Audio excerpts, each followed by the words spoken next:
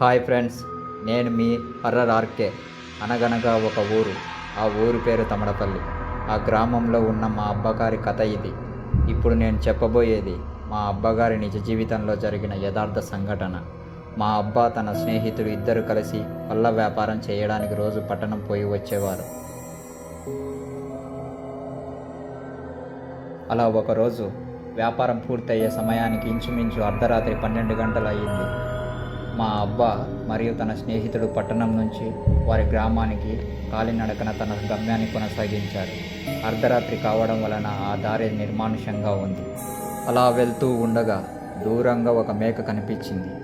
అప్పుడు మా అబ్బ స్నేహితుడు, మామ అక్కడ మేక భలే ఉంది, దాన్ని తీసుకువెళ్ళి పొద్దున కోసుకొని తిందాము అని అన్నాడు.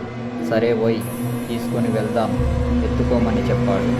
అలా తన భుజాలపై ఎత్తుకుని వెళ్తూ ఉండగా ఆ మేక బరువెక్కడం మొదలయ్యింది.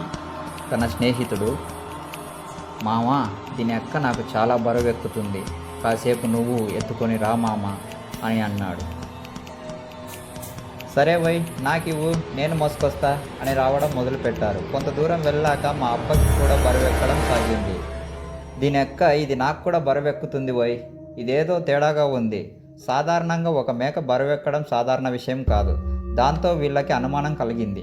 ఒక చోట మేకను దించి మాట్లాడుకోవడం మొదలుపెట్టారు. అవును మామ, మన పొలిమేర కూడా దగ్గరగా ఉంది, దీన్ని ఇక్కడే వదిలేసి వెళ్దాం, కావాలంటే ఉదయాన్నే వచ్చి చూసుకుందాం మామ అని పొలిమేర దాటేసి వెళ్ళిపోయారు. అలా వెళ్తూ ఉండగా ఒక్కసారిగా వెనక్కి తిరిగి చూడగా ఆ మేక నుండి ఒక భయంకరమైన రూపంతో ఒక తెల్లటి దయ్యం బయటకు రావడం చూశారు. అది చూడగానే వాళ్ళకి చెమటలు పట్టడం మొదలయ్యింది. అప్పుడు ఆ మేక వాళ్ళని చూసి, తప్పించుకున్నారా నా కొడకల్లారా అని ఒక గంభీరమైన గొంతుతో మాట్లాడడం మొదలుపెట్టింది. వాళ్ళు అక్కడ నుండి భయంతో ఇంటికి ప్రయాణం కొనసాగించారు. ఈ కథ నచ్చితే లైక్ చేయండి, కామెంట్ చేయండి, సబ్స్క్రైబ్ చేసుకోండి. ఇలాంటి మరిన్ని నిజ జీవిత యథార్థ సంఘటనలను మీ ముందుకు తీసుకువస్తాను. అంతవరకు సెలవు. మీ హర్రర్ ఆర్కే.